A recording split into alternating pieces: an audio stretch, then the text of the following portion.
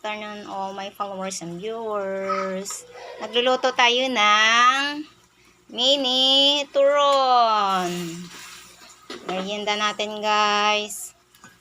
Ganito lang kasimple guys. Luto kami ng mini turon. Pinagbigyan natin ng ating dalawang children. Yan gusto nilang merienda. Sa kahoy ko niluto guys para kunti lang naman kasi.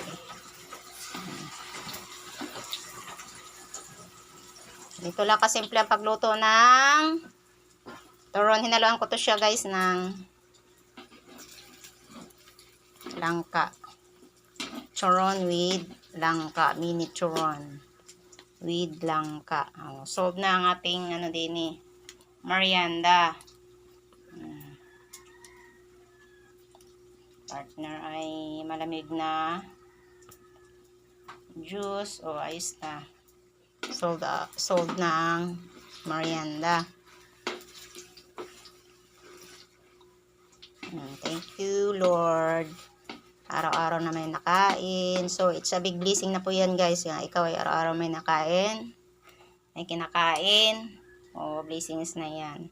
Sanya na blessings na kasama mo ang may likha sa iyong buhay. Hindi ka pinabayaan sa kabila ng lahat ng mga circumstances or trials na andyan pa rin siya na nakaagapay na hindi ka pinabayaan. Lagi kang may pagkain, may merienda, may ulam, healthy. It's a blessing na po yan kay Lord. Kaya gumawa ka ng mabuti sa iyong kapwa para lagi kang may biyaya.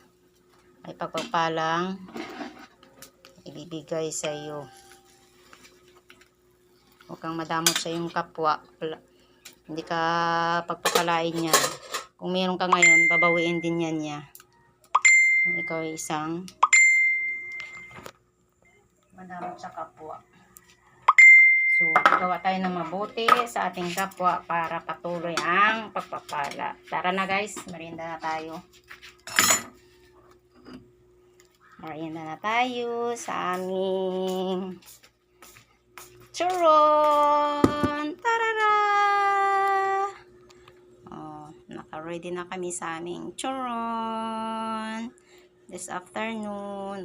Mabilis lang kayo guys lutuin ang mini turon.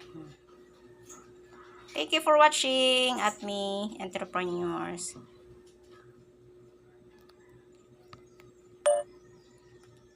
Mami, yung anak